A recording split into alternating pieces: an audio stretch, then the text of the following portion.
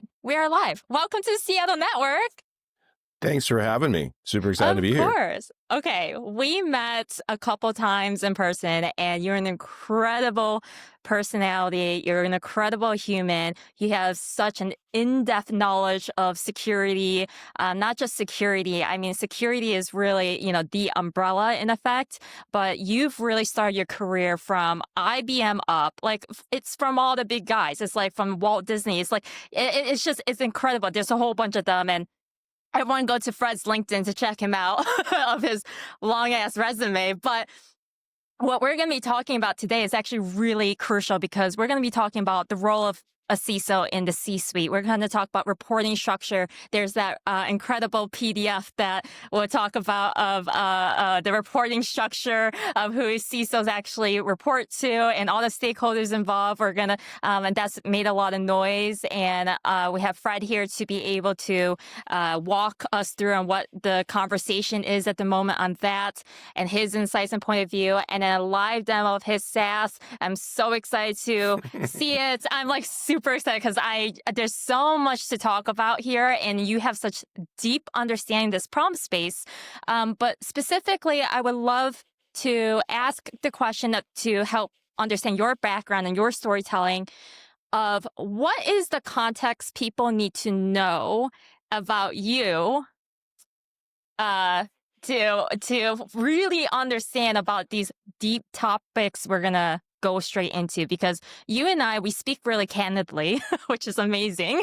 100%. But for everyone listening, because I really think what we're going to be talking about is for people who are technical and also non-technical, who have the same decision-making levels. And so what do they need to know about you from your past experience, credentials and everything, and what your mission is and your values are that has led to the point of where you are today, to understand your point of view and how you're going to be talking about things.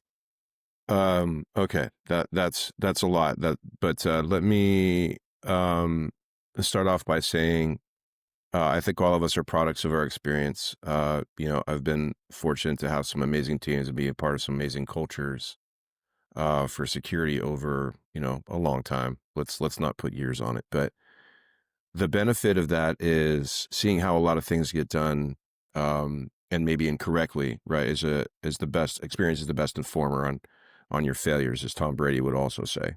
And I think perspective on how to relate those components there are some very strong steel threads in the security industry, and I think these are applicable. You find there is cultural magnetism for this type of thing for folks that they're high integrity people, they're mission focused, they're big on, honesty, truth for truth's sake, not for politics, and for trying to make the world a better place in some capacity.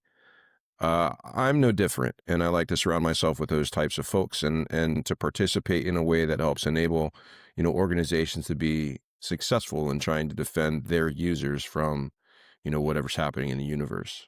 And so when you think about the context of that, whether it's, writing detections, or it's building a security program, or it's validating policies with auditors, or it's speaking to the executive team in a language that they can understand about the business risk, or it's communicating to the board about how you've thought about what programs make the company less at risk to operate or more resilient. It's all of those components. And I think the challenge, which is why this is a sort of a tender nerve maybe for some CISOs, is how do you have the appropriate level of narrative with the appropriate level of the business in order to attain the right outcomes for the business, the users, and the organization in general. So I think if you were to suggest where there's some value that I might be able to share, or insights or pain that I can share that I've been through, other folks Yeah. may benefit in either the technical or non-technical space there. And you've been a CISO 3 times. So in those 3 Yeah. times, which feels like like that you've seen a lot. In those 3 times, in those 3 experiences, was there a through line, 1? And then 2, was there a slight difference for each time you were a CISO that you were able to see a different angle that can help with categorizing where the pain points in your point of view could be from that point of view? Yeah, it's a good question. In two of those three examples, I was also building product and doing security work at the same time. So it's an interesting sort of hybrid capacity.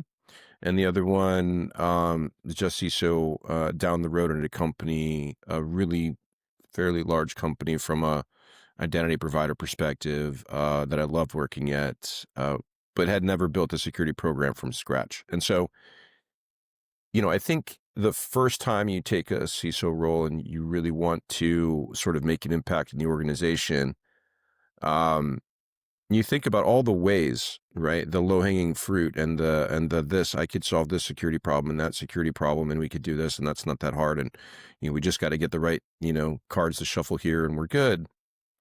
Um, Compared to sort of my last iteration, it's really more about how do you help enable a team of folks to understand collectively how their business improves as a result of collaborating with security. And I mean collaborating with security. So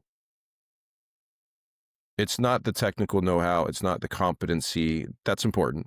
Um, but it's the relationships, the empowerment, the how do I help you achieve your objectives, and how do I help the business survive in a way that is really tied to what the business does, not the security of the business. And I would say that's that's a progression to make after being, technical for a long period of time or being very aware of operational risk and those types of things.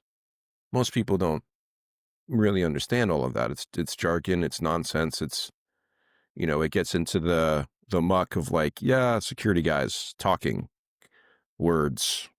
I don't know what any of it means. It doesn't really matter to me, but it's Punch this unfortunate that they wall. can't communicate, right? Like, Just just punch whoop. this wall down for both sides, I think, as well. And it's like, I think going back to the whole people thing and the role of a CISO and your role as a CISO at that time, who did you, or I guess when you were hired to be a CISO in either of those three times, who, when they interviewed you and they said, "Hey, we really want you to uh, be a part of our organization to do this. There's this assignment, the technical side of it. You are going to be really working close to X, Y, Z type of other roles, whether that's in C-suite or on the VP level or director level." But what ended up actually happening was that you had where you're actually like collaborating with XYZ. So can you provide an example of what Sure. initially you thought you were working with, but what you ended up finding through a lot of pain that you were actually working with these type of stakeholders? So it's an interesting question. I'm going to reframe it just a little bit because I think here's one of the fundamental challenges I think CISOs are faced with. When they go into a job interview, what questions do they ask? How do you confirm that it's a successful culture for you to be a part of? How do you validate assertions around what your expectations are over the first 90 days, your first few implementations of policy or changes or things like that? And your question's a great one because of that. So in places where you have a dialogue with, say, the CEO, the CTO, head of HR, obviously, you know, I sort of ask the questions. I'd love to speak with the VP of engineering. I'd love to speak with, the head of finance. I'd love to speak with the head of legal. In my universe, those three people are the most important three people to really gel with right away, because then it's a very clear understanding of what the culture feels like, but also the relationship could be.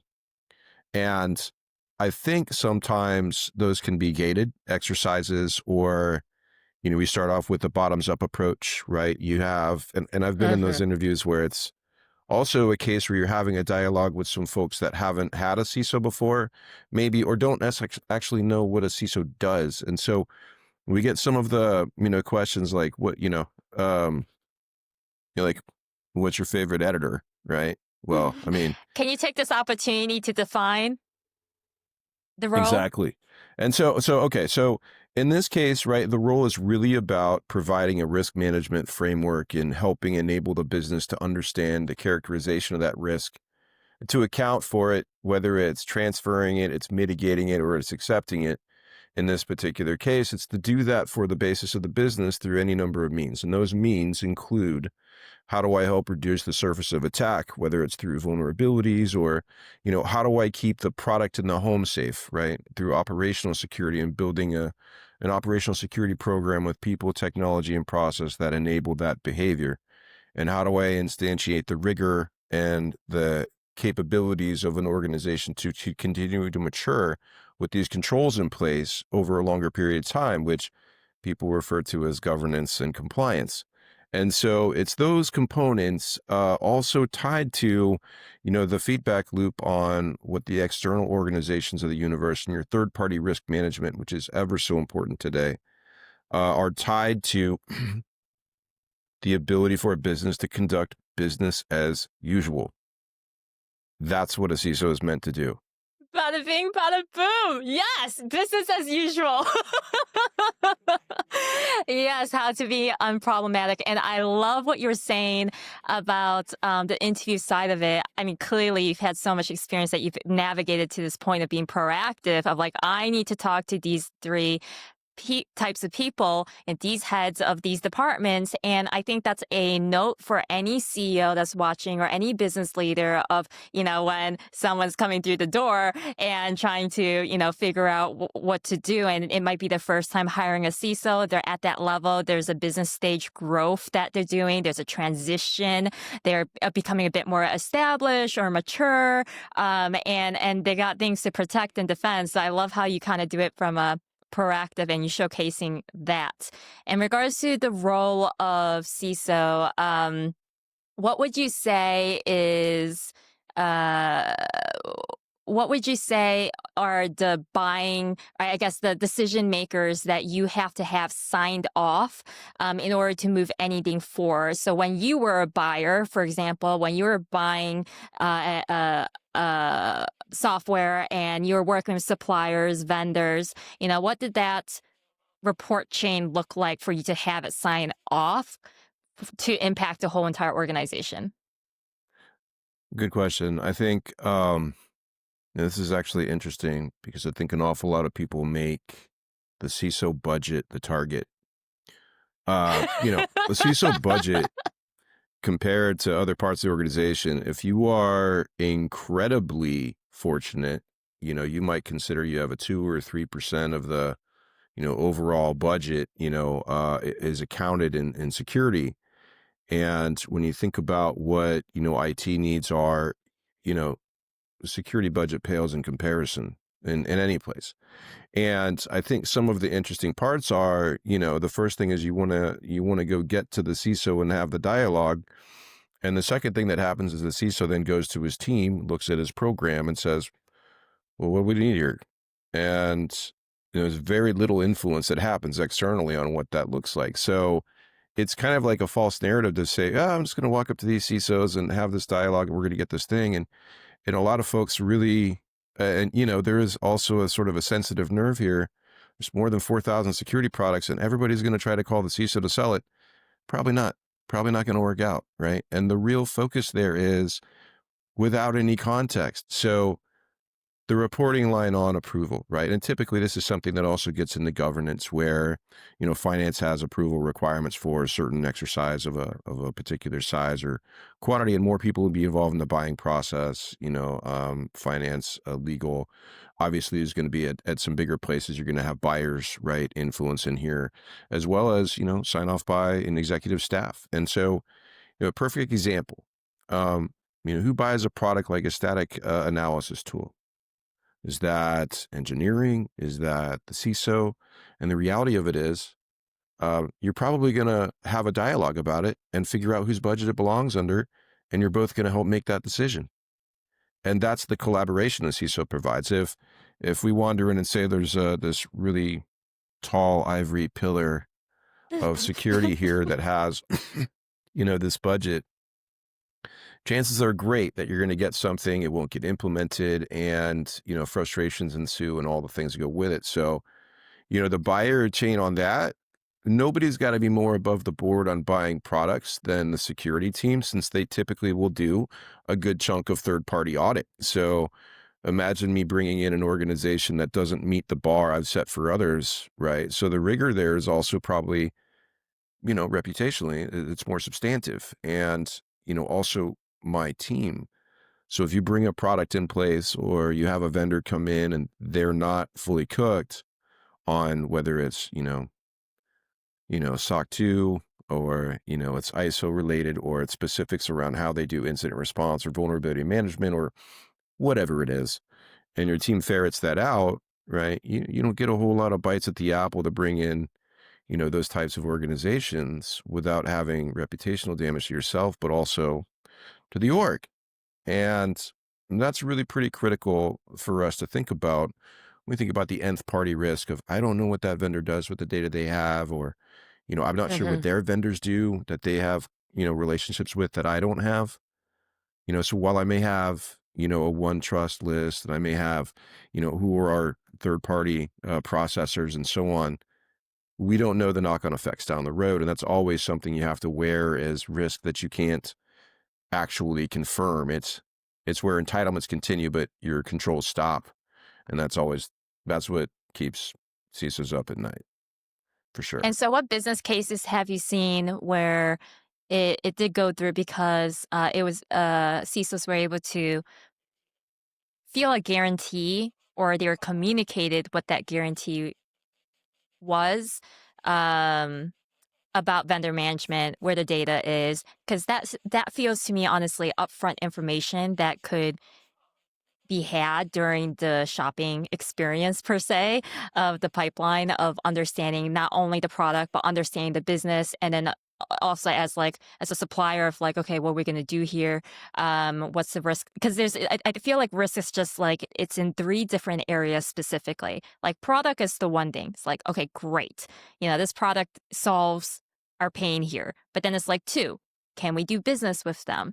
Three, are they going to be sticking around? And, how does that communication look like when XYZ goes wrong? Like, can you even talk about what those scenarios are, that allows us to understand how you're going to react to it or what you're expecting from like a freaking fire drill, right? Like what Yeah. happens, Yeah. like which stairs do you go down, like, so it's just like, what is that SOP that you can communicate beforehand? So it had in your experience, what was kind of like the best kind of business cases that you saw that were packaged in a way that allowed you, as the CISO at the time, to be able to champion and collaborate with all the other stakeholders for them to actually have a buy-in, that you felt like you had all the information, that you were ready to actually set up that meeting, that internal meeting to then go to that next step?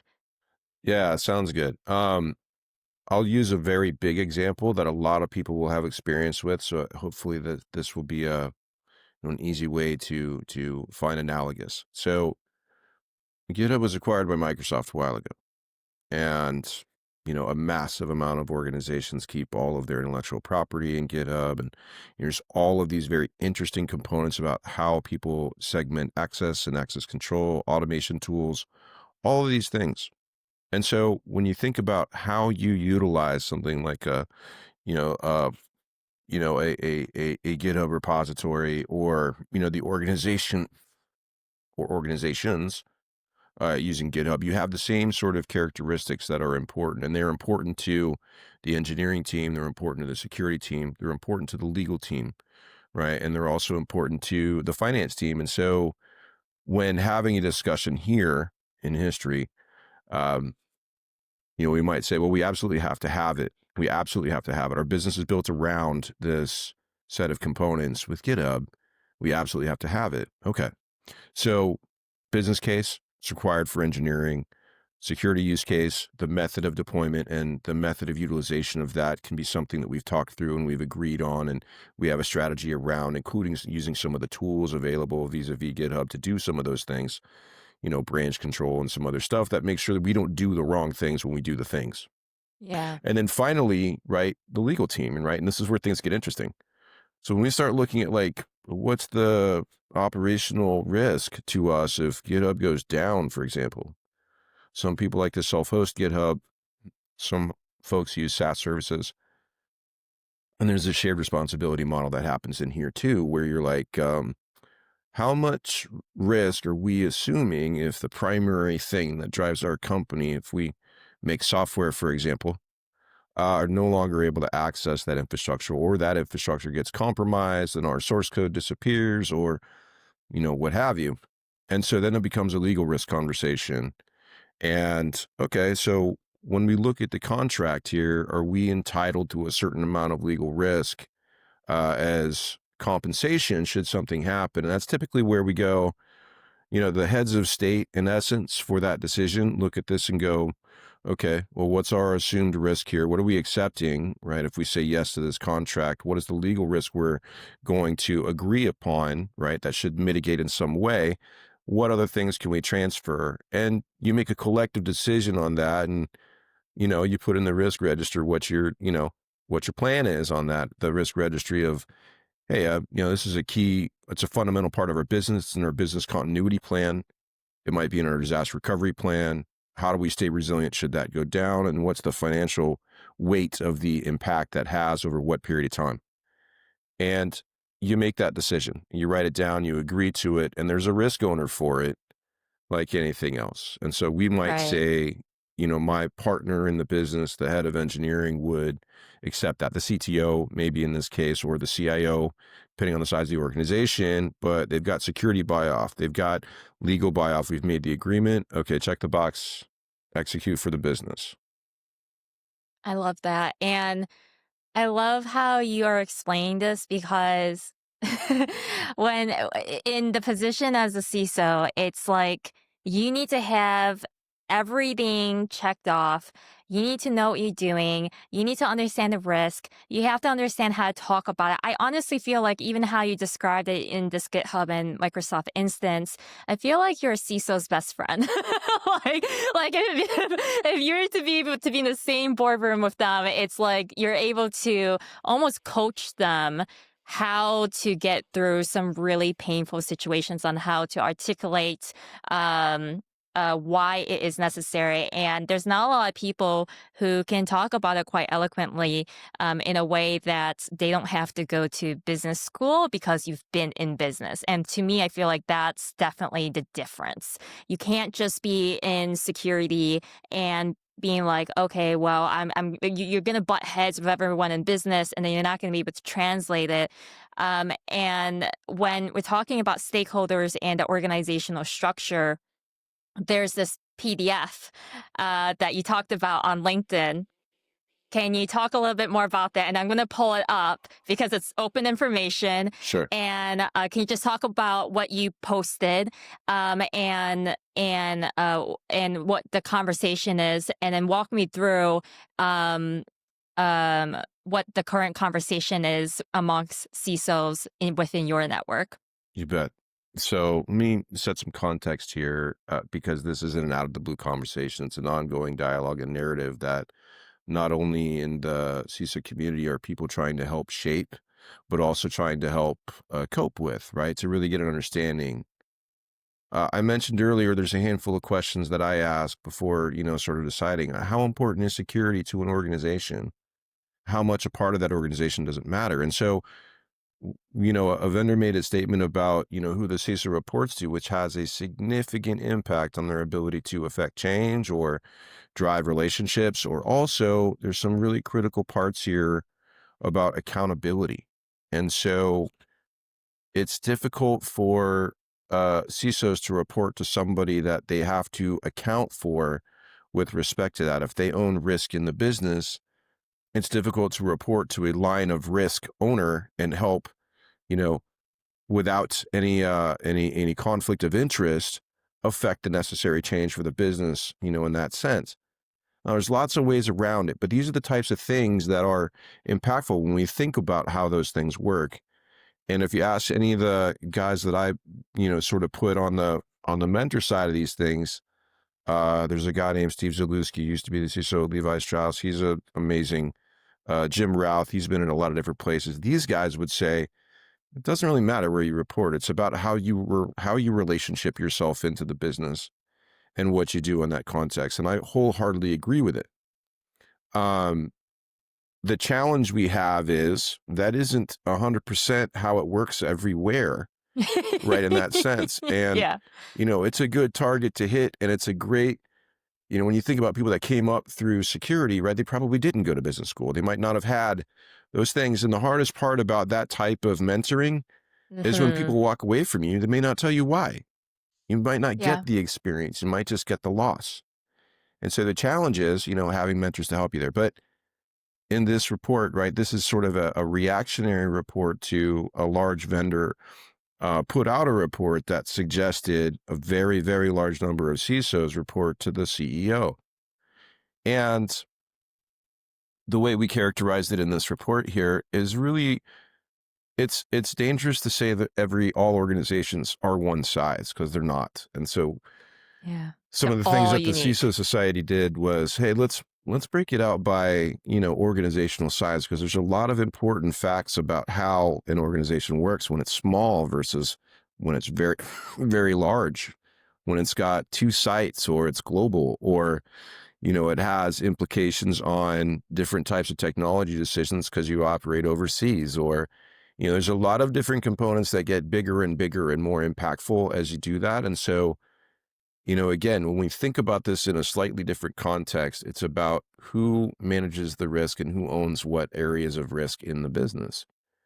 And that's how we should think about, CISO's role and where they sit in those types of things. And some people are struggle because they might not be close enough to the CEO to truly affect changes they see it needing to happen. So there's Right. all sorts of things here. Or they may, the business may change, right? And we say, okay, I'm going to move the CISO underneath this other role, in which case, right, again, there's all the statements of what that means culturally, or your ability to drive impact, or make, influential decisions happen through others. Um, and that's really the key of it. So if you're going to be good at this job, you have to really have influence leadership. It can't always be just direct leadership. And so that's an important skill to have. And you may not be a security guy that actually has to wear that hat and do it well. You may be somebody from the business. You may be somebody from finance. You may be somebody from risk. That's Yeah. okay. So, what is the CISO Society to you?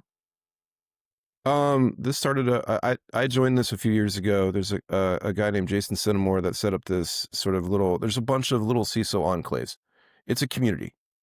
And it's a community of folks that collaborate with each other, help support each other, lend a hand should anybody need anything, would also collectively have a voice, right? Everybody likes to have the voice of the CISO, but CISOs collectively don't always have a voice. And so really interesting to watch sort of like a movement happen where CISOs want to have their own voice in that construct. And that's what the CISO Society has done here.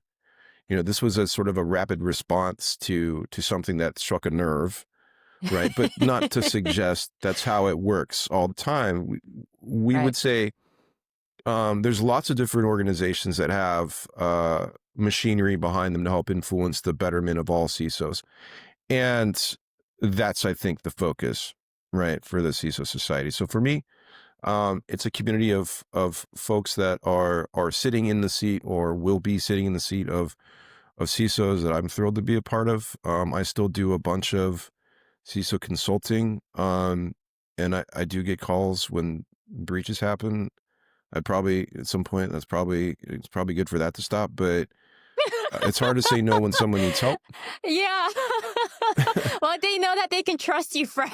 So, Well, we've been through a few of the things, so I mean, I think it's relatively fair to say, if you haven't, I mean, feel free to call. It may not be the same sort of take action kind of moment, but yeah. that's another Yeah. thing that happens, right? So one of the safest lifelines you have is to call people that have been through a thing, because there's a trust there, and that's a very important thing. And in the heat of something happening.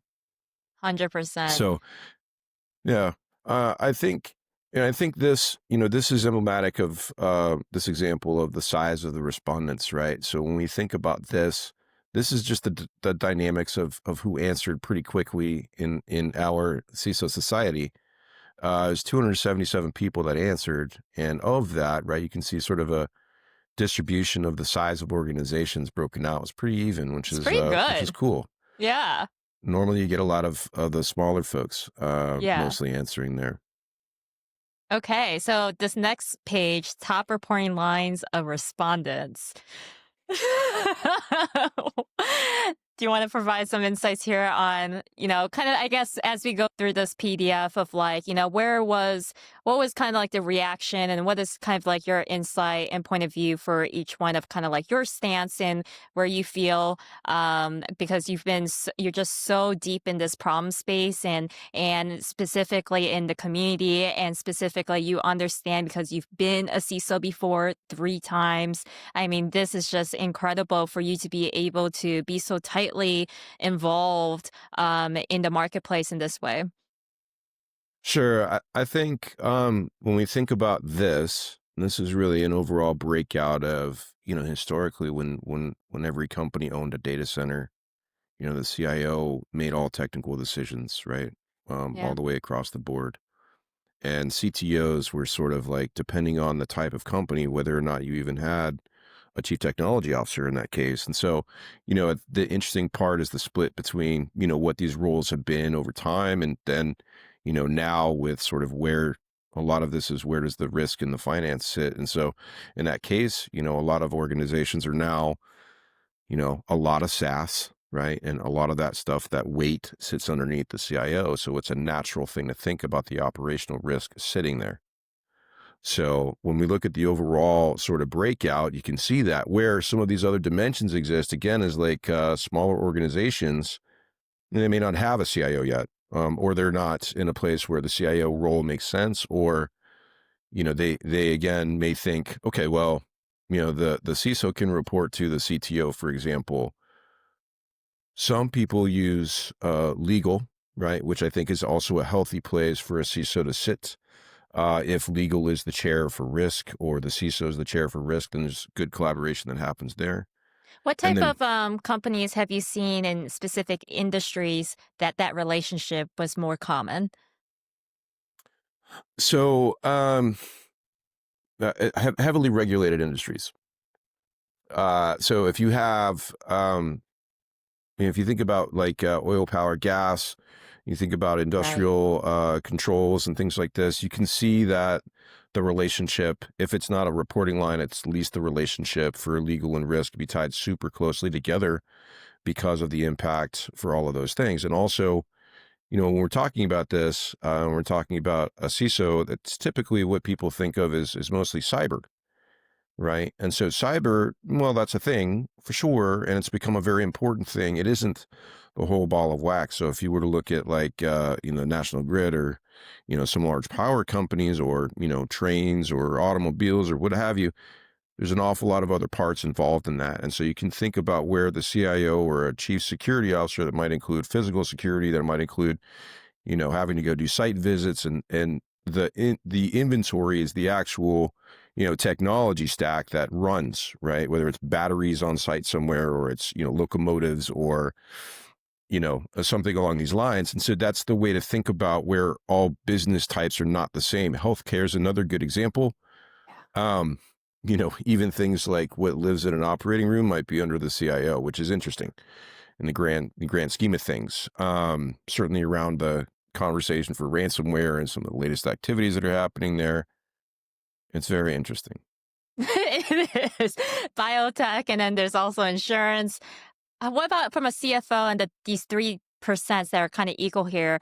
The CFO's point of view and the COO, if they're like, oh, okay, I'm going to have like a CISO report to me, and what kind of industries, for example, would you commonly see that a Yeah. CFO is like, oh, I have to be responsible and accountable for this specific role? Yeah, I think so. Here for me this is more situational. When we think about the COO, runs the purse strings for the organization at AL. And so if you have a COO, not everybody has a COO, then you might, because in the similar sense, the CFO may report to the COO, The CISO may report to the COO. So when we think about, again, risk is really, it's a bunch of financial decisions, right? Whether it's legal risk we take into account from a contract perspective, or, it's the quantity of the effect on the company or the business and how we operate, or it's, revenue, right? And so on. And so that's governed by a COO in that case too. And in the case for a CFO, and you probably find other people that are also reporting to the CFO in that case, and security may not be alone in that sense, where, an organization's made the decision because, most of what's driving the maturity of that business and the operating lines of business rolls up to the CFO anyway. Again, risk being a financial, equation really, could also work out there too. But I think this also illustrates it's not all that common. And I think it is, situational in that sense, overall. Yeah, I feel like also temporary too, depending on where Great the point. problem really is, right? So it's kind Yeah. of like if there was a massive attack that happened, or if there's a lot of rebuilding that had to happen, or a increase of just amount of staff as well, or amount of vendors included. Like there could be all these different situations, but to show that it's not that CISOs are, only directing, or there's a direct report to the CEO, only from the CIO or CTO, or it's kind of like it can start in these different places. And as you understand the organization and what you're really dealing with, then you can really open the conversation, right? On based on where the business is pivoting.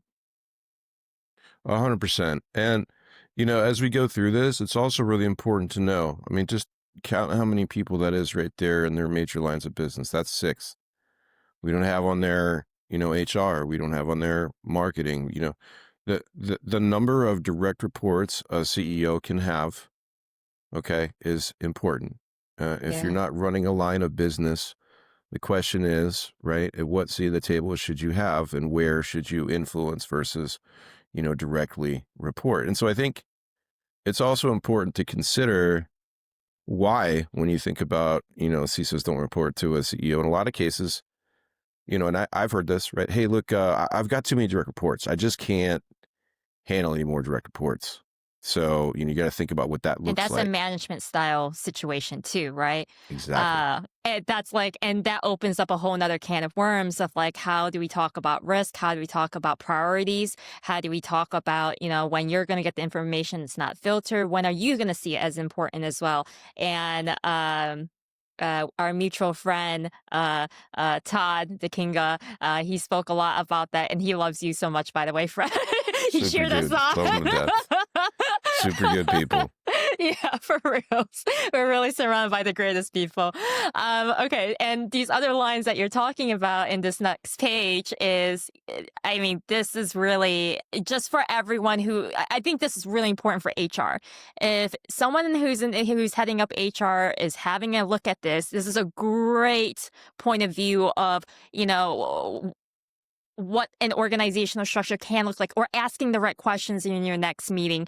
Can you maybe talk about a couple, nuances here that you may feel like is most relevant in this situation that we're talking about with the CISOs? You bet. I think a lot of this tends to get into sort of areas of responsibility and size, right? So when we think about like a VP of engineering, it's totally plausible if your whole organization is VP is basically engineering, and you have the vast majority of the number of folks in the org, right? It's a reasonable consideration to suggest that that might be the case. It also might suggest that, security might not be your top priority, right? Directly. And that's neither here nor there. It's a business decision, right? It's not I'm going to emote on whether I think that's right or wrong. It doesn't matter. It's what the business decrees as being relevant. And so, leadership figures that out. When we look at some of these other places where we've got a product officer, it could be a case where, the product officer actually has engineering as well. And so, you can think of organizational dynamics where, again, the primary chunk of risk belongs to, this pillar, right? And so therefore you're related in that way, for the construct of that. And it could also be a reporting line. Again, probably, these are probably not ginormous, organizations, in that sense that have that level of centralization. But, I would say it's interesting to report to a revenue officer. Typically that's probably not sort of the way it should be in this case. But if the revenue officer is also responsible for the cost model, not just the revenue targets, and you could find that as well, right? Because again, risk is cost, and we can equate those things. So in each of these cases, it's interesting. Yeah, the math got a math. Yeah, it's basically it's math, right? It is. It's an abacus, and who's in charge of it. I don't know about the head of HR. That's an interesting one for me. I don't think I've ever heard of a CISO reporting to the head of HR. But again, when I think we also want to account for things like, if we thought about it, virtual CISOs, I do some of this now, for small companies or for other parts of the business, literally report up through one of these vehicles, but the responsibility might be something slightly different. So that could be some of the output of how that would come to bear. And so you could think they would report there, but the interesting question is, what's the dotted line, right? As opposed to, and this is where it gets back to sort of what's the responsibility matrix? Like, what are you actually, accounting for in the role of CISO, right? Yeah, what's the RACI? What's going on? Who's all involved? Who has kind of like the decision-making power? Who needs to be informed? They're just CC'd kind of thing. What roles are actually in place that they do need to be involved in, not just daily, weekly, bi-weekly, monthly, 100%. quarterly. It's really understanding that. And I think also for this specific page, it's really interesting. I think I'm looking at specifically like VP of engineering, because you told, or sorry, CRO. I want to double click on the CRO part.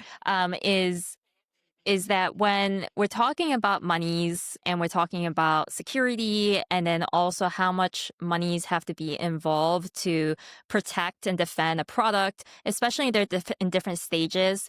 It's like a patented, technology. Let's say they're coming out from stealth mode in some shape or way. And I don't mean stealth mode as in like the company itself. I'm talking about the product that they've been innovating behind the scenes kind of thing about, and what they need to do to help position themselves in the marketplace.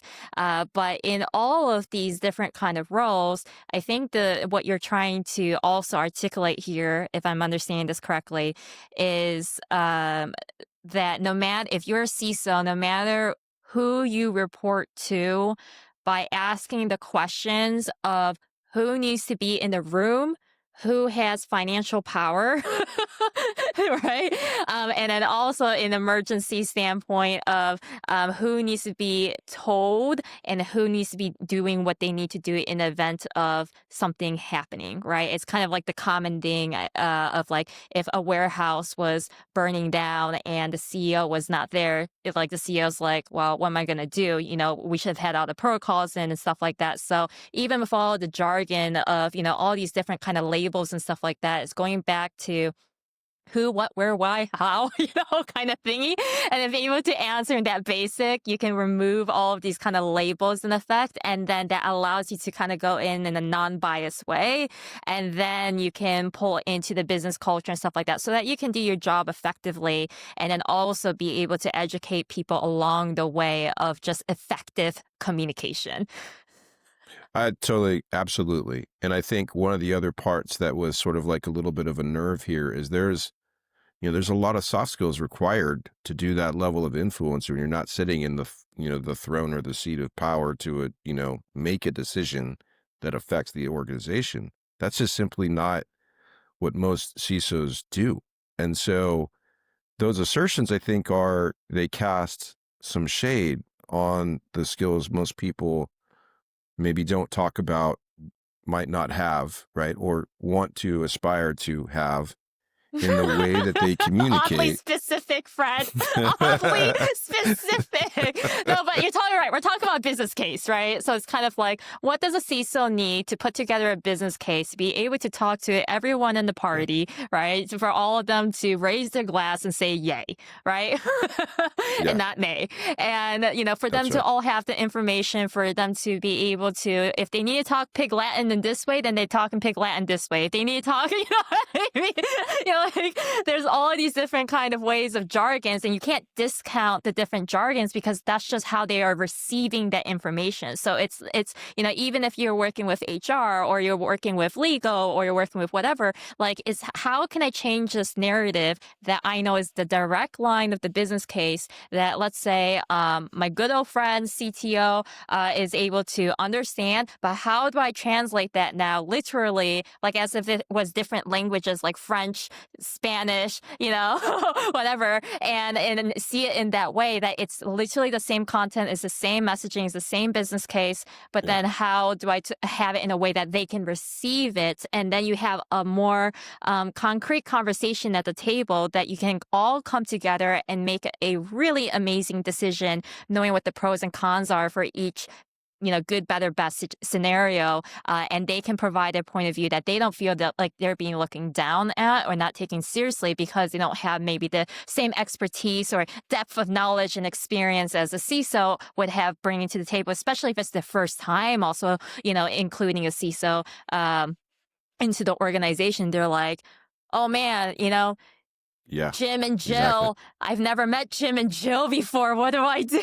And they're not really sure how to hire or delegate or fire, honestly, and not unsure how to even review their performance because they're not really sure what they're supposed to be engaging because they've never actually had that practice before. And so it's how to, I think, rebalance what that relationship should look like by leading by example and demonstrating.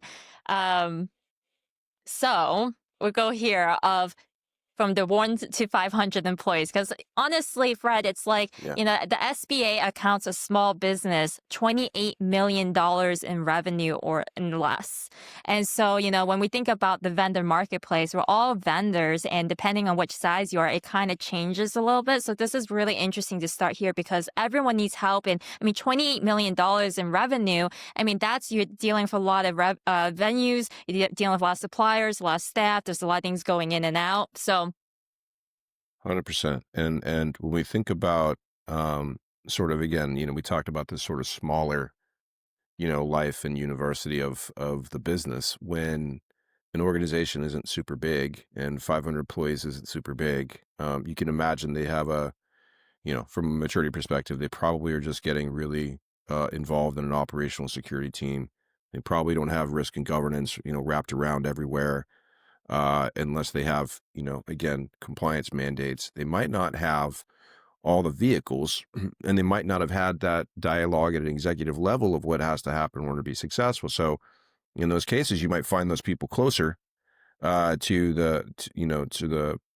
power distance is shorter, right? Because some of that input has to be provided in a more situational way, right, as opposed to strategic way. And so you can see, in smaller places, like if you have a security person and you won't typically want to have a CISO, with less than, I would say 100 people, but 80 people-ish, something like this. But then, you have the vehicle of when does that have an effect? Because now the business dying, right, is an important thing. And so how do we think about business continuity?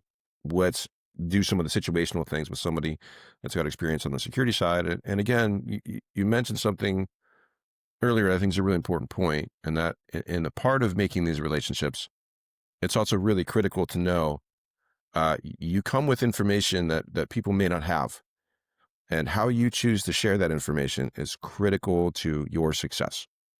So, it's nice to know that there's a bunch of security stuff going on. Is it topical to this particular line of business? Is it critical for this particular person? How do they and their communication style matter? Right. And so when you get into the bigger places, that's more impactful, the way and how.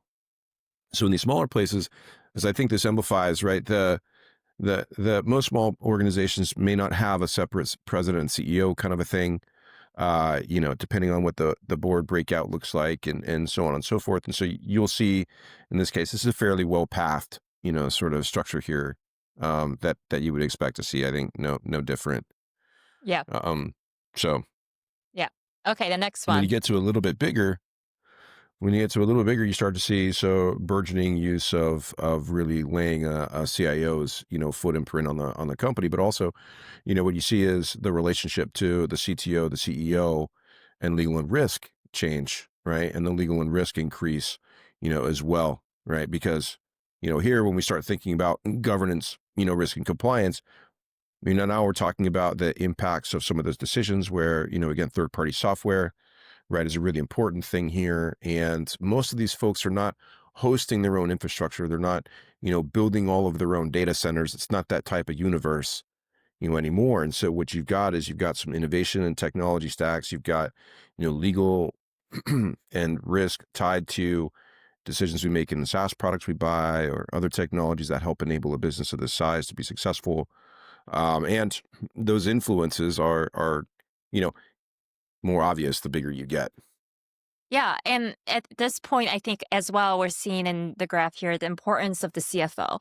And so the more that you're trying to, sell software to a bigger market, the CFO is non-negotiable on how to explain that business case to the CFO because any business that is making at least $10 million, that is when it's the right time to actually insert a CFO.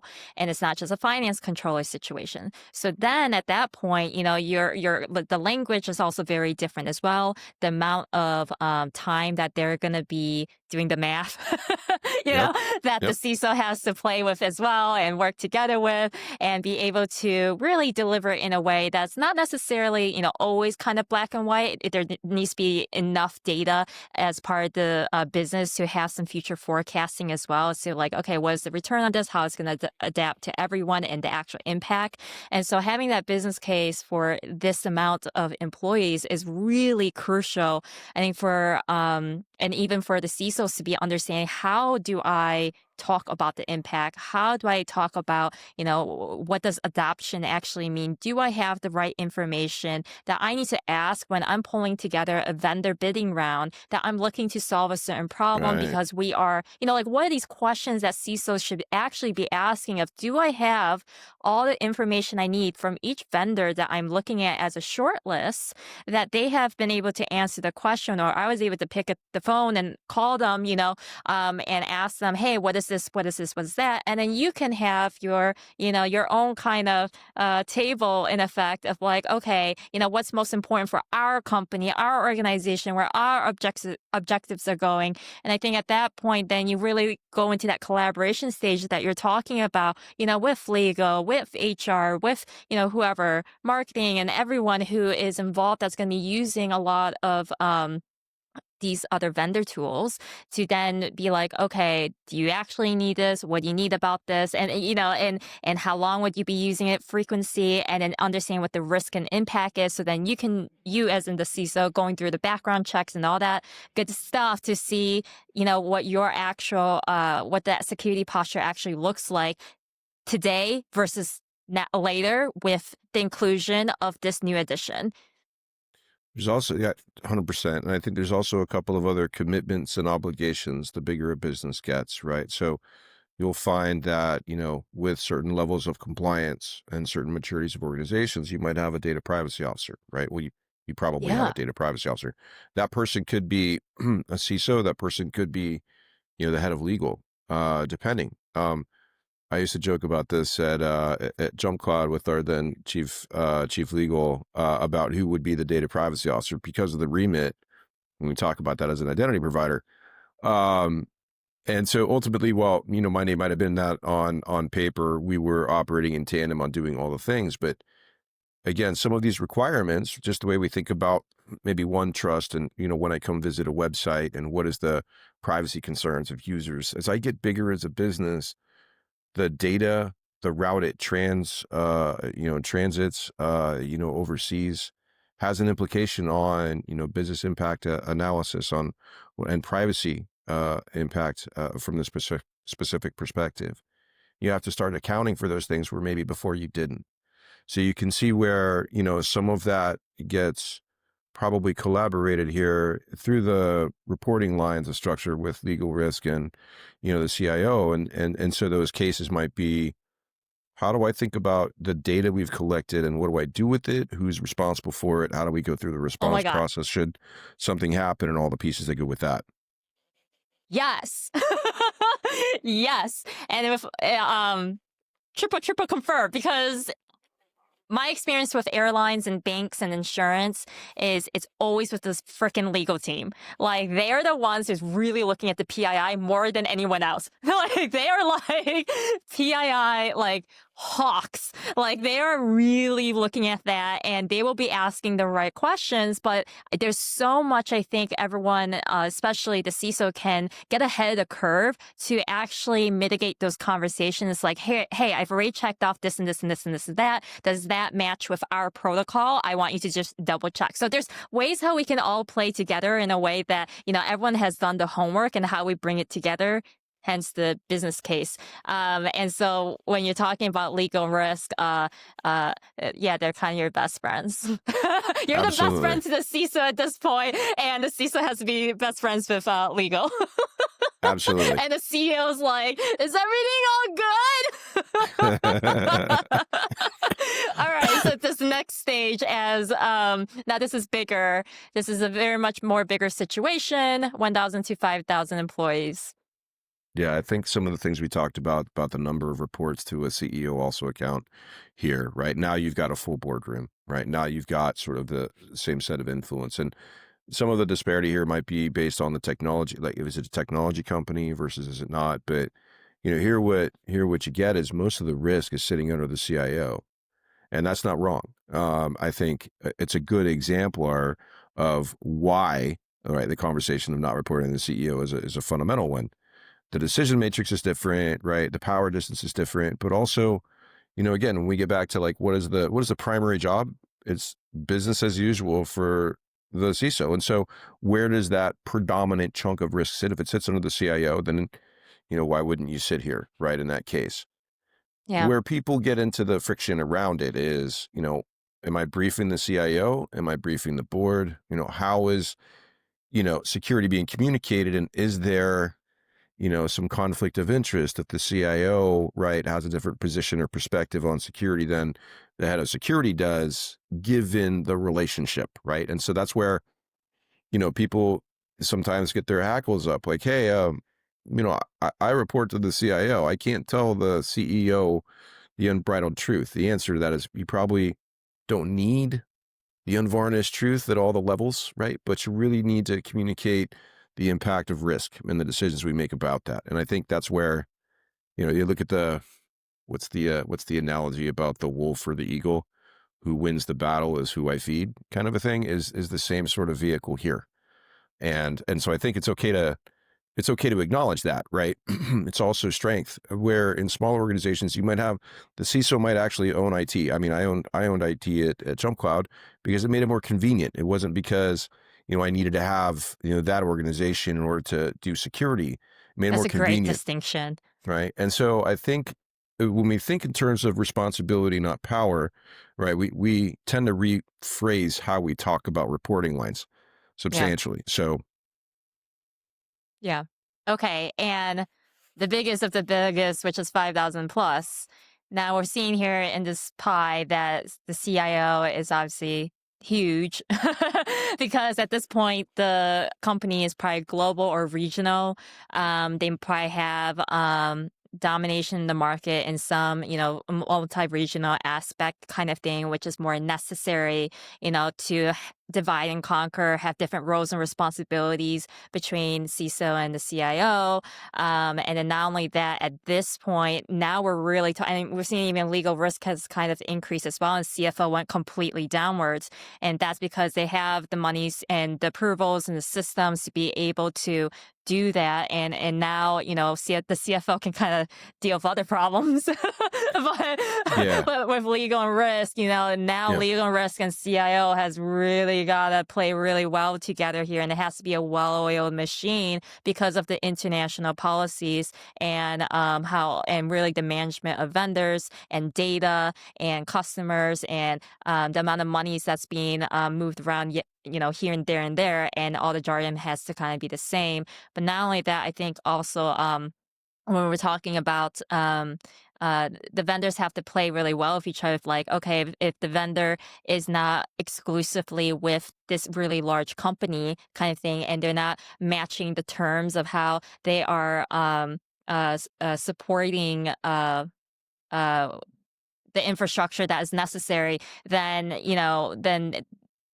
and then this other big vendor, they're just not talking to each other. Like, this is kind of where I think at this point in time, the CIO and the CTO have to come together, and they're like, yeah, and the CISO have to come together and be like, okay, what we're going to do with these major vendors that we're using, we need them to kind of almost be like a partner. Right. And at that point, it's very different of where the actual goal and objectives are for them to be a well-oiled machine, and the constant churn of employees because it's a minimum of that size of an organization.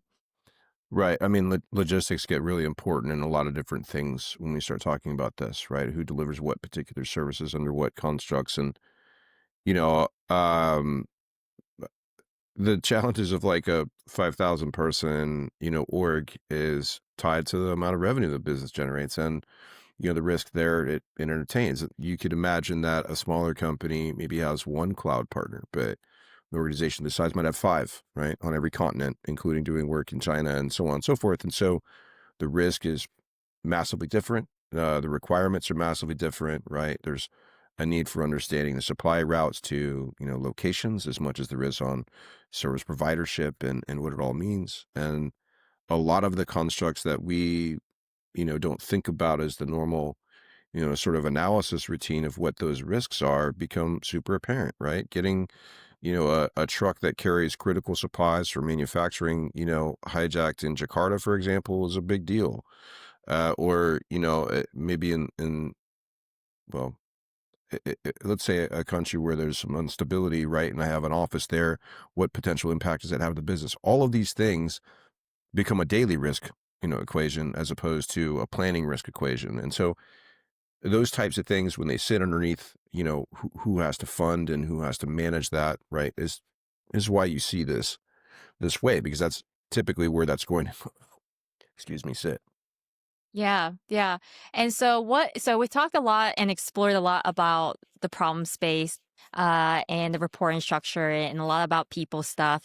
And what you're doing today, who, or I guess which kind of size tier are you kind of focusing on, that now that we just talked about a whole bunch of different dynamics?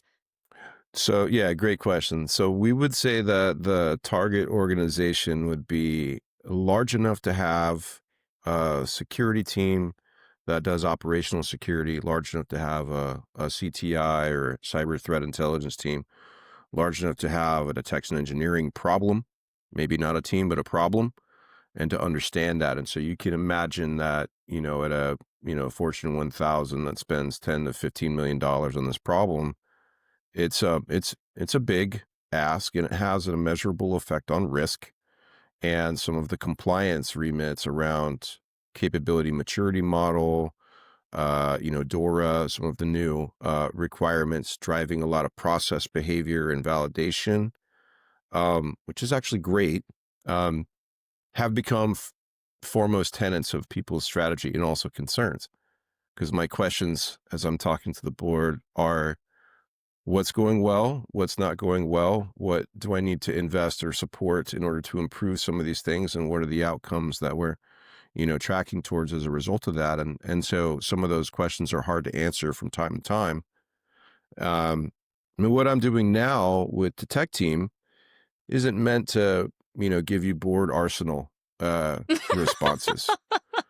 Right. Yeah, I yeah. think one of my pet peeves about the cyber industry is that everybody thinks they're going to have a slide that you're going to show to the board, and the answer is none of that, none of that at all. No, no. CISOs is a very small, portion of folks that are going to log into applications and look at something and do a thing. So there is this sort of uh, asymmetric construct around how that data gets from one place to another.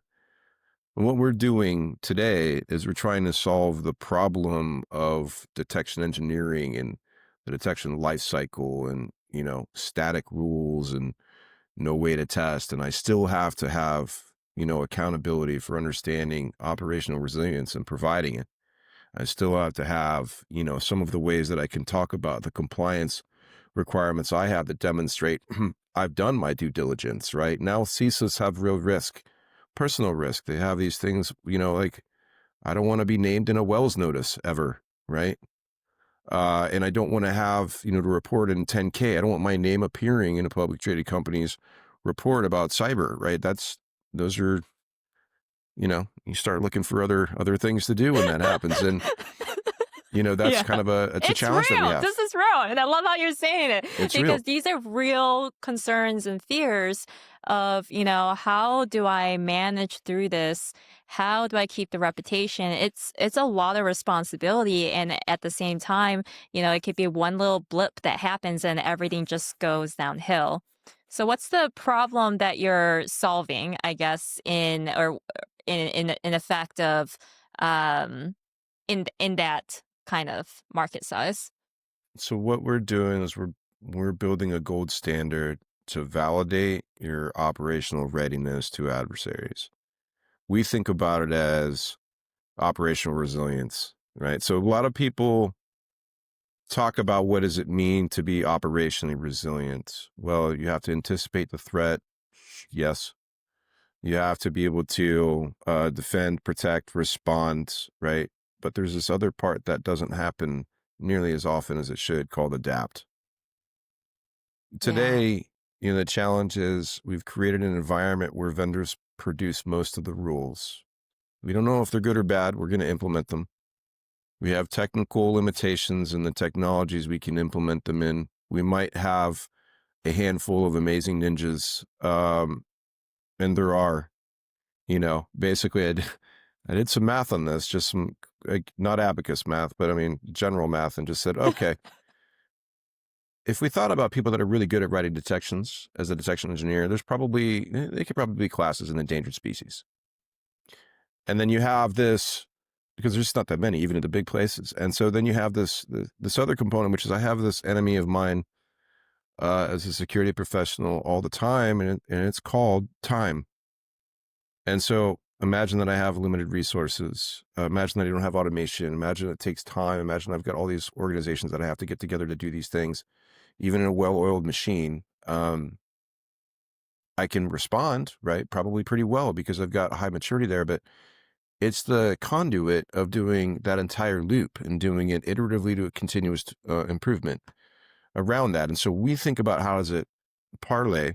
If I can continually generate, data to help evaluate my baseline, and then I can generate detections that illustrate, where my gaps are, then we've gotten to a good place. And so where we sit is let's call it the jaundiced eye of supervision, right? To say, let's take and operationalize some of those threats and generate some data to validate those assertions. And then let's also see how that affects your ecosystem and what you're detecting and why, and so on. And then, maybe we can help characterize how to improve that. Maybe we can generate some detections for you to do that. And we're going to probably be releasing some cool stuff at RSA. So I won't cover it all today, but Tease it imagine, there. yeah, imagine that I could do that, and I could do that in 15 minutes. And so that's why, today it takes 4 to 6 weeks to really get between A and Z. And in some cases you can do it faster.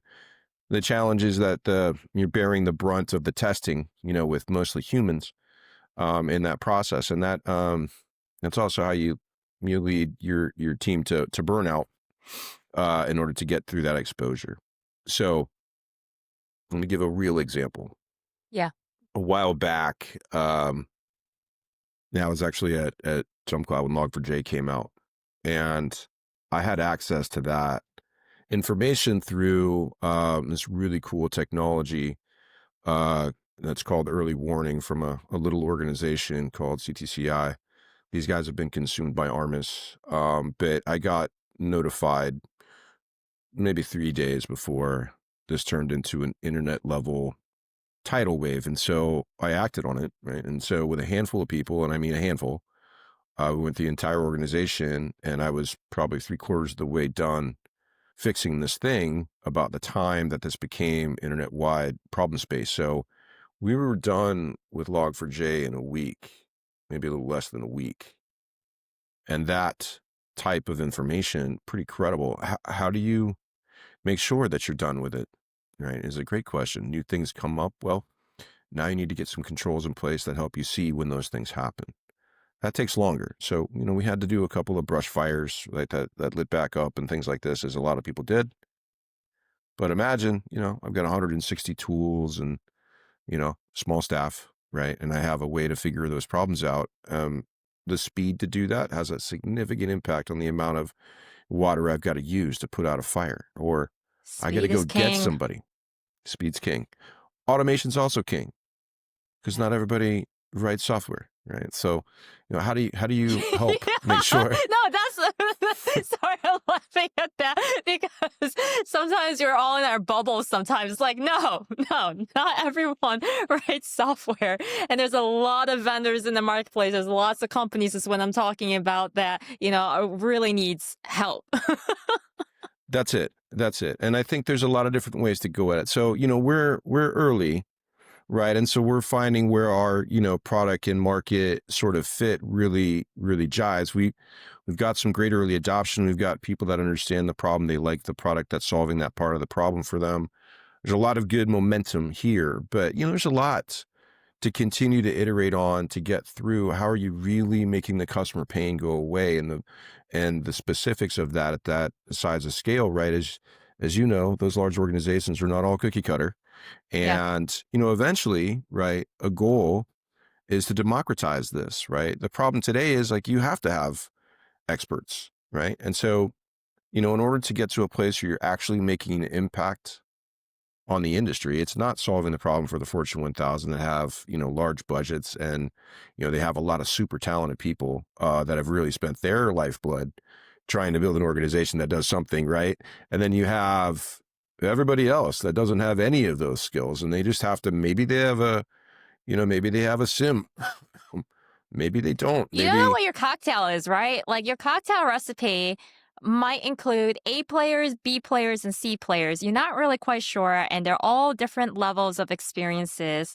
And what you're saying is that you're helping to not mitigate that for one, so that the focus can actually be on not just the visibility, but being able to detect and have the answers on hand when you need it, right? Is that correct?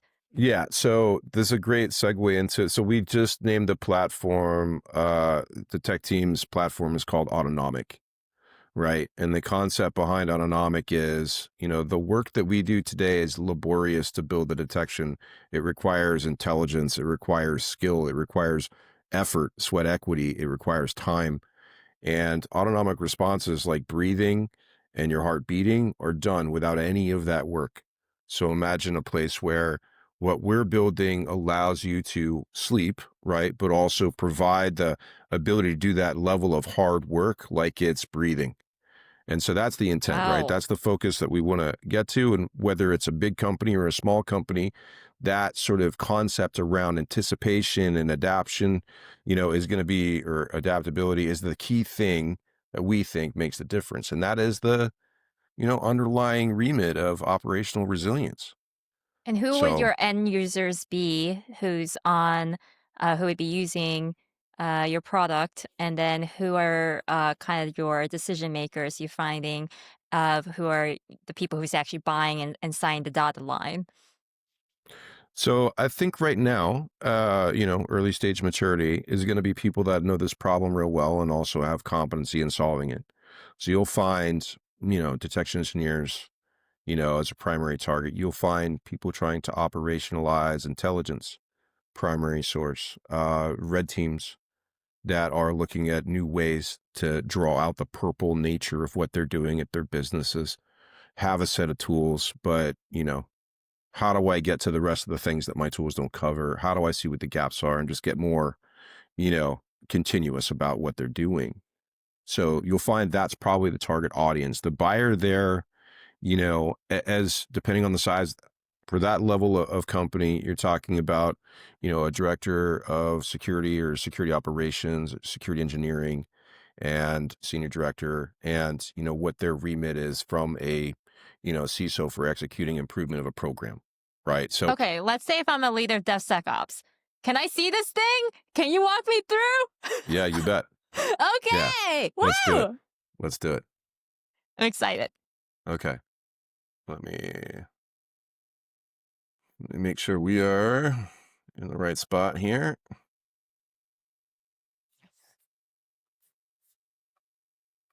I'm gonna probably ask some questions as if, just that document that we went through of like, okay, if I'm a CFO and because the people that's in my network, a lot of them are in IT. IT is one in multiple different industries. A lot are in the C-suite for sure, a lot of business executives. And for me, it's more about being able for people to recognize how to ask the questions, not just in the room, but to themselves first, and for them to even know Of what the course. answer is. Yeah. But then also, I think seeing something new as well. If I was a user of it, and I would have questions about, yeah, so I'm a user or I'm a prospect, and if I am in Fortune 1000 and looking into this, and I have to create a business case study, I'm really excited because this is something where I feel like, dude, like, I want us to know and see.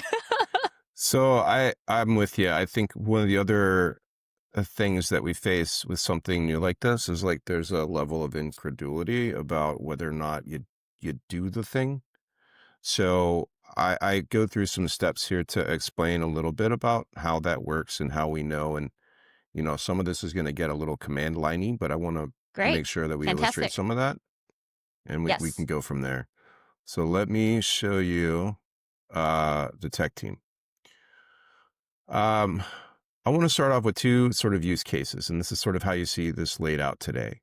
We have like an arsenal of different types of scenarios. How does the size look on this, by the way? Uh, Pretty small, or I can't read it, but I can see it. Yeah, that's great. Fantastic. Okay. Yes. Uh, So the construct here is that we have a set of scenarios that allow you to test and validate different types of adversary behavior. Some of these are quite big from the standpoint of like, I want to test out how Trigona works. And some of these can be more targeted, right? Like I might be interested in understanding just how a specific technique works. Like I want to test, I don't know, PowerShell, if I can spell right. And so I have, something that can help me test out PowerShell, and I can just simply execute it here. And this will generate, a bunch of data that will illustrate, this behavior. So inside these things, inside each of these scenarios is a whole set of steps and behaviors. And what we do is we give you an example of this content to help explain what some of this stuff does and the steps behind it. So a lot of people ask, how do we, demonstrate snatch ransomware as an example of an adversary's behavior? Can you And read we off say, some of those, the greens? yeah, you bet. So RDP connection failed, RDP connection success, ARP commands, download an agent, WMI command from the domain controller, lateral movement using RDP. And then you've got reverse shell connection, persistence, and a registry key, turning off Windows Defender, installing a scheduled task, and then, going through the process of before reboot, after reboot. And then, this is broken down by tactics. We call them sections, but they're tactics, and then techniques as these are executed.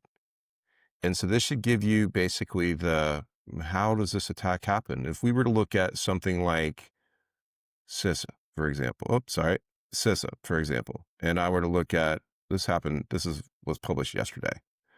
So CISA, we would say, is like super credible. This is Finnish national intelligence. These types of behaviors that are captured in a summary like this are meant to disrupt, behavior over a long period of time that these actors and adversaries have been using. And they might use some, specific binaries to do this execution work. And the challenge most people have is like, how do I take this information and operationalize it into my thing? Well, Mm. the example would be, here in this case, I just started, sort of assembling this, earlier, but this is just a case of like, hey, I want to see how does this work and what happens here. And I can do this through a number of ways. And on that initial dashboard I showed you, there's a bunch of different ways to generate this sort of outcome. Now I can just sort of, let's just say I just send it. So I'm going to generate that data and I'm going to send it somewhere. I'll walk you through the artifacts in a second, but we also have a bunch of different ways that we can integrate this, whether it's through, in this particular case, I've got, GitHub hooked up here, Splunk and a couple of other, vendors where we can generate this data to, but this can be anything. Great. And then, we generate some of the artifacts around this data so I can look and see, right, what other types of things have happened here. So this is for I don't believe you guys really do actually do that thing. Part of this is you can pull this down and look at some of the data here. This is probably really small for you. Yeah. So let me see if I can make that a little bigger. But the net of it is I can grab any of these environments. Let's just stay here. And I can basically pull up and add any of the data here that will give me an opportunity to look at it. Let me grab one that already pulled in here. Live That's fire. okay. And you can just walk through too. And if they want to see in detail, they can ring you up, right, Fred? You bet. The net of it here is we have basically, you get a PCAP, you get event logs, you get stuff that tells you all the sources of data that we generated from the vast quantity of simulators that we support. And the process is that once we've generated this data, you now have the ability to go through each event and also the list of events in the order and the sequence in which you should receive them. So, and you have a PCAP, right, of the actual behavior that happened. So you can shred that up in any way you see fit to.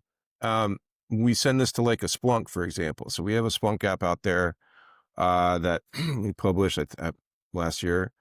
And, this is tiny, got to be tiny. And wait, Fred, just one moment. Yeah. With Splunk, because you've worked at Splunk too, and so you have a lot of experience. And so this integration is something that is, this isn't something just out of nowhere. This is really like you were really deep in this. Do you want to talk just a moment about, how you got to this point of the integration with Splunk? Sure. So yeah, obviously some of our first targets were people and products that we know super well. And, we have a great relationship with Splunk. So first thing that we thought was Splunk owns 63% of the SIM market share. So, it only makes sense that we start there. And so what we did is we basically got together and talked about, what are some of the Splunk detections and how they work and so on. And then we started looking at how do we generate the data that might be effective for, Splunk customers. And here's the big challenge for Splunk customers. It doesn't matter who builds your detections. You still have very precious few ways to figure out if those detections do anything. And so we said, cool, well, we can build an app that will help do that. And we'll help get an understanding of what your environment looks like, right? Sort of a shape and size. And what we'll do is we'll add that context to the scenario data we just generated. So it looks like your environment. And then we'll send you a bunch of data and see how that works. So even if you didn't want to figure out all the details of this latest attack, you wanted a baseline of all your scenarios and to see whether or not you would find these bad guys, right? This is the one that I recently ran here that happened yesterday. Then you can do that and you can sort of get a sense over that, window of time that we're looking at what types of sources, we generated data for, right? And so, different types of ransomware may have more or less. And also, there's a component of like, what is it going to cost me? Now, Splunk has just recently changed their licensing model. So that's helpful. But fundamentally, how much data am I generating to test? Yeah. Disclaimer, right? The compute side of things, right? So when you focus on the ingestion side of things, you might have different conversations about making resilience a regular practice, right? Yeah. So in this case, we said, okay, cool, we're going to generate this. And this tells you basically a bunch of executions of types of scenarios. If you were an organization, you could schedule and run, you can find and jam a new one, very specific or very complex scenarios over time. And then you can figure out what was the implications of those. So when we go look to see whether or not we've got, this particular set of scenarios, we give everything a scenario ID. The hard part about understanding how this portrays in your data is, how do I leave a tracer that tells me that this came from us and it's not live? So you know that it's our data, but it should trigger all the detections still, right? This is the challenge, I think, that most adversary simulation technology doesn't really get, is you have to be able to generate the real thing, but they can't really know that it's from you. But if you paid attention, you should know exactly who it's from. So this is an example of, each of the scenarios we run over time, last 7 days. Let's grab, say, Clop, right? This is a pretty popular one, last year's MVP on ransomware, and different executions from different places. And what I can do is say, yeah, I'd like to, look into this a little bit more deeply and drill into the specifics around this, so I can get every example Mhm. of where this came from, the tags and MITRE IDs that go with this, but also, you get the benefit of understanding what this thing did in your Splunk instance. So, okay, cool. What I can also do is I can say, you know what, I'd really like to see the scenario effect on whether or not I've got data available for all the detections for any of those MITRE techniques. So I can look at this scenario and say, okay, this is triggered 0.06 times total logic, total search requirements for every detection. This is basically just, how do people measure your detections? Well, there's not really a way. There's not really a way today. And so, is there data available? Was this enabled? Yes or no? There's a way now, Fred. There's a way now. That's right. Exactly right. And so Hell yeah. we can say, oh, this isn't enabled. Should this be? Well, let's go have a look at this. Now we can go look at the context of any of these detections and turn them on or off. And this is all, this is all simple stuff. This is not magic, but we can say, like, if you look at the number of detections that are available here, you can say, okay, well, what specifically am I trying to figure out here? And what does this do? And if you're in Splunk all the time, this will make a lot of sense to you. So, we can say, look, this maybe should be turned on, maybe not, but depending on this scenario, what we can say is it's probably not popping the way that we want it to. And so we also say, okay, cool. If I look at this under a different lens, right, then I can also start to get a sense of, the totality of all this. Imagine that I ran every scenario, right? And I triggered to get an understanding of the possible coverage of detections by MITRE attack technique. In the industry today, you see a lot of people talking about the heat map, right? Which would say that all techniques are equal. We might disagree that that's true, because they're not all used in attacks. But here we can get a sense of what they are, how many have been triggered and over what period of time, how many are enabled versus available, and then have been triggered. And so you get a better sense of, like, what your actual risk is based on the technique. Where I don't have any techniques or I have techniques that don't have detections, but they probably don't matter to me. So I don't need to spend the time to figure out coverage problems. That helps with prioritization 100%. amongst every navigating chaos, That's right. especially everything that's like going down in like 30 minutes, sometimes 5. That's right.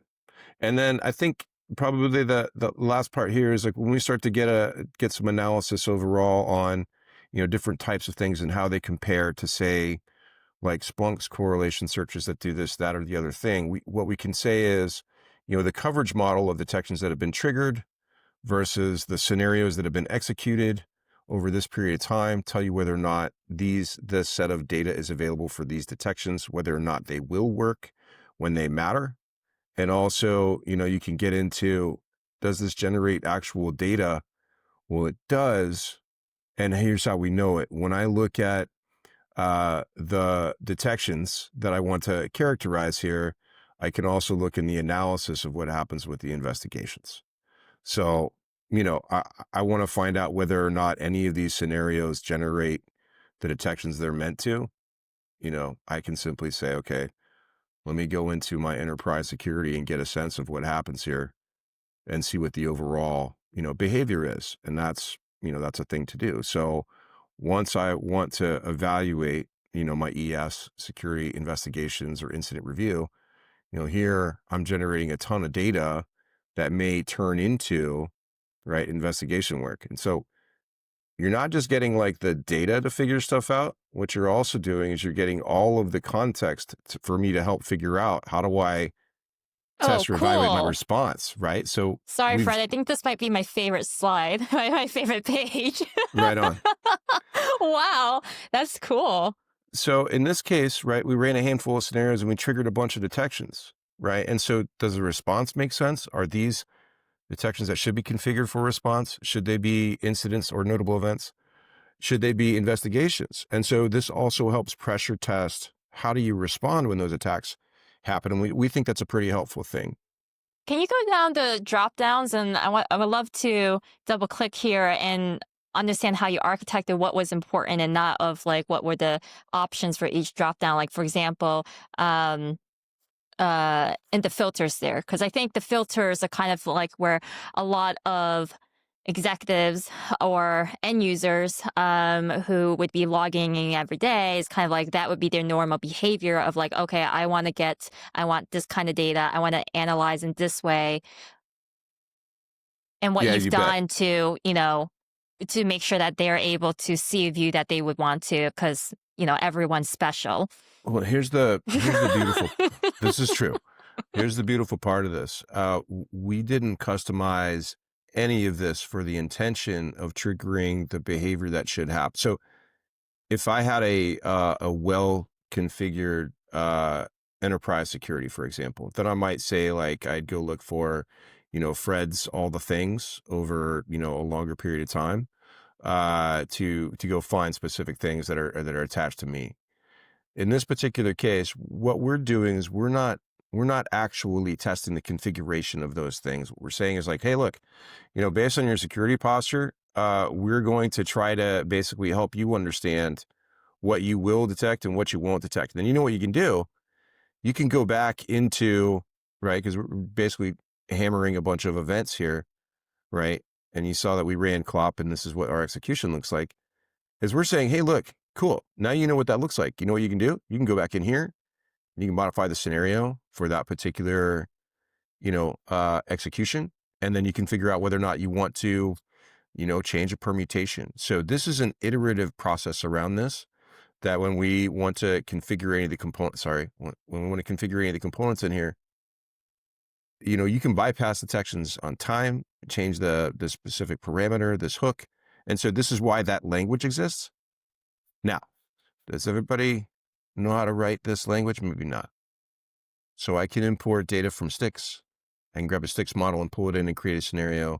I can create a MITRE attack flow, and I can use some AI to translate a threat report into, Oh, uh, you know, goodness, Fred. Now you're just putting sprinkles on the cupcake.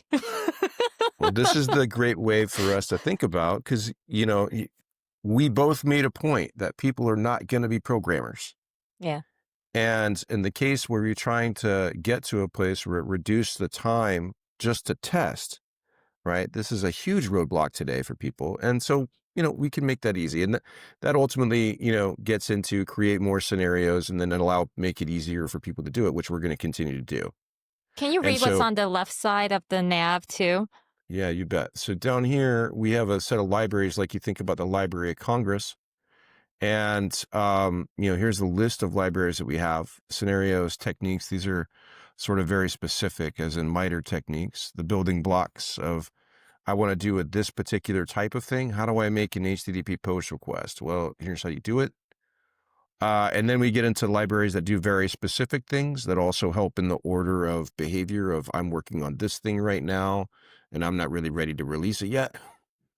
Or it might be a vendor that has, a set of detections or scenarios that we've translated, here. And so all of these things are basically, we would call it an arsenal. It's a pretty well-used term by, every adversary simulation technology. But the intent here is to do that and then basically, take the organizational context that we grab from your SIM, take the simulators, and then push it out through our integrations to help basically characterize, what this looks like in your environment and to understand what you need to improve upon. And one of the things that we will release at RSA is okay, so great to know that Splunk has 13 detections for CLOP and 11 of them, maybe 10 of them work. But now I want to be able to do that for myself. So I don't need somebody to concoct that I'm going to go build detections based on the scenario I just built. And I'm going to go find all the data I just generated with the detections I created. So, Amazing. in whatever language you decide that your SIM is, right? Most of the target audience we have multiple SIMs or multiple data lakes, or they hunt in one place and they do operational security in another, or what have you. If I were to So, click on knowledge objects in the top right corner, what does that do? so the knowledge objects and Am I reading that right? Knowledge yeah. So objects? here, basically, if I wanted to add a threat report, right, to this, I can do this here. And so a sticks object, a threat report, whatever things that are relevant to this particular scenario so that somebody else can understand that. These are what we consider to be assets. I have a screenshot, I have a payload, I have a PCAP, I have something that's relevant. I can load that up here. So it's when I look at this particular thing, I know where they came from and I can process it into this. I can Fantastic. also, sorry, I can also Yeah, what are all translate those some of, buttons? I'm like, what are all these buttons? yeah, yeah. They're awesome. Like clearly you thought through of everything of like because I think it's more about like the navigational side of you know, how you thought it through because, you were a CISO 3 times. And so I know that you're not going to put anything that would not be something that a CISO wouldn't approve or think is relevant. And so for you to have the controls that you would have, you did it for a really good reason. The basis of this all started, and my co-founder Sebastian and I did this work while we were doing some stuff for the Air Force. And so what they were trying to figure out at that point in time was, say, how do I basically train my cyber operators, my cyber warfare operators to find bad guys, right? How do I know that my SIM does its job? Mm. And the construct behind that is, how do I repetitively send data so that I can train people, systems, processes, and detections to do the work they're meant to do based on a set of attacks? So we, sort of built this as a, uh, like an interest program, right? Sort of as an adjacent thing to we were building the security operations platform at the time. And the vehicle behind it was to make sure that we had the ability to say, yes, beyond a doubt, at this time, this detection should have been triggered. By the way, we can also create or hydrate something the size and shape of your network to demonstrate the capabilities of how you would find this in a giant pool of noise that is the noise you currently look at. And it grew into this, right? Which is that's everybody's problem, to be honest. And as I like to joke about, we've written a lot of detection rules over time, and I'm now trying to wipe a little bit of red out of my ledger, right? A lot of those detection rules didn't do anything, didn't work great, weren't contextual enough, weren't specific enough for an organization, so that ultimately not super useful. And so now, here are the tools to automate the process for you to make it useful and for you to evaluate, your set of detections however you want to, right? In a way that's effective for the business risk to be mitigated. And that's what it boils down to. So to come back to that CISO part, well, what Mm. happens, Monday morning, right? This thing just came out, so the first thing I'm going to do is call my guys and say, guys, all right, so you saw this thing, give me the status. Like, what's our defensive capability against the, ghost ransomware, behaviors that we found in this, finished national intelligence report? They're going to go, okay, hang on, boss. Let me go check it out and I'll get back to you. And now, right, they can go do this and they can tell me, hey, we had a look, we generated some things, we've added some detections. You don't need to call me today, right? Send me that report, right? Because you know what else I can do as a CISO? There's Mhm. nothing that people like more than the ability to, to come back and say, to the board, let me give you a proactive, guys. I know you guys are doing a lot of other things. And some of the things that we can do as an organization, because you're on our board, is we can share with you our assessment of this potential risk. And so you now are, empowered with a little bit more information in a proactive way. Doesn't mean it had any effect on us, but here's here's how to think about it. And now they've Okay, got board so audit chairs. Yeah. sorry. So if I am a CISO and I have threat detection engineers that are, that's part of how we operate at the business and everything, and going or upstream up to Fortune 1000. Um, and I'm like, yo, I need this. What would onboarding look like? Because I would have so many, like, what would that look like? And kind of walk me through of like, what would that timeline look like to onboard, and then also for them to get to use it, like just from a time standpoint. So it takes us about 15 minutes to provision an instance. Eight. So that's the easy part, right? The onboarding process would then be you got to go create a token in your SIM to get read access to data, or write access if we're generating data, read access to get detections, write access to write them, write data, and then you configure it. We configure it in the product, and so that whole thing, with all the Zooms and whatnot else, right? That's an hour. We have one meeting, and you're in the product You're doing in. things, and you have Boom. access to all the canned content and all that stuff. And then, we'll do some training. Like, here's how you want to write a thing from scratch. Let's do that. Right. And we'll take you through that. You want to write a thing you've got a bunch of sticks objects. Your organization writes custom sticks, which a lot of those large organizations do. Let me show you how to import that and then run those scenarios. And, you should figure out pretty quickly, like day one, is this useful to you or not? And I think that's the other thing that we shot for is it's painful to evaluate software and SaaS providers for value at large companies and small companies alike because of the rigor you got to go through to get there. Um, and once you do, it's transitive is to understand the value, right? As you and I have talked about, it's a hard problem to know if you measured correctly, even though you've passed all the check boxes of the risk of the vendor, right? To see, Yeah. is this going to make my risk decisions better?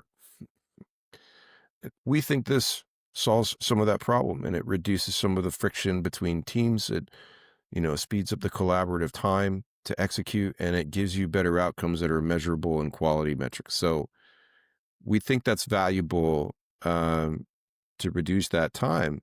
And if somebody doesn't have to call me on Monday morning and say, hey, like, what's the deal with this thing? That's good. If I instead say, hey, look, we've got some things and I'm communicating with my, partner in engineering, perhaps, or platform, right, in order to make some necessary changes given this. We've written a couple of the detections that do that. I just wanted to keep you up to date. I mean, thank you. I'm gonna go back to my, my regularly scheduled programming and, autonomic response engaged. Thank you. This is amazing. Thank you for walking through, because it seems like at the end, I feel like you you made something that just made their life so much more easier, and that's the whole point. And you found the gap, you found where it was like there isn't really much here that allows to give the CISO, the information that they need. It reduces their stress level. Which Maybe is a a little. very which is a very high stress job, Yeah. one, and a lot of responsibility. But even like what you showed me, I mean, a lot of that, even with a team that a CISO is able to afford to surround himself with, and playing together really well with other engineers and such that need access to it as well, so that if something did happen and it didn't go the right way, you need all that information to then be able to all look at it. And I feel like you really accomplished that, so amazing. And the onboarding time, bada bing bada boom. Awesome. Thank you for the feedback. I think, we in building product, the only value is when the customer says so, right? And so Yeah. great ideas die all the time. Great innovations die all the time because they don't solve a business problem. What we hope, right, is that this is purposeful and useful to the target audience. We think drive value. We've gotten some really good early feedback. That's great. But as we Like continue what to what did mature they this, say? yeah, With some so quotes. uh, is it okay? Is it okay to cuss? Yeah, I cussed like 10 times. Uh, holy shit, this is not only fast, it's accurate. Like, oh, Oh, yeah, that's really good. Um, really good to see the complexity of an attack. I can't really ever see that. I have to choose 1, 2, 3 in a path. I get to see the whole. You guys cover a surface, not just an attack and execution. That's really interesting to me. Um, and one that's like for the upcoming thing, I didn't even have a process for this, and you guys have a process that makes it easy. plug and That play. that we're going to unlock it at RSA, but we think that's a game changer. Um, and again, it's only good with both parts. Like one part or the other is neat, but it doesn't solve the problem. This closes the loop, right? And I think that part becomes really impactful because data is transparency. So, you know, how can you assume or assert that you are secure or protected or you've mitigated a risk if you really have no specificity in that assertion? Such is life, Fred. It's true. Super true. Okay, Fred, I have to wrap up here. I have one final question for you.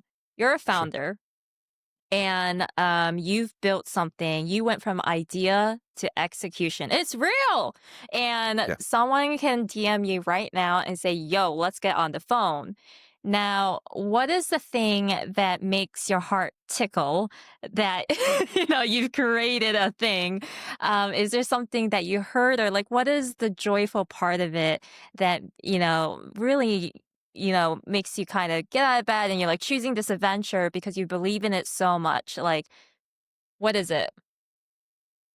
It is that it is useful, right? I think there's a lot of other ways to describe it. Accolades are not interesting at all to me.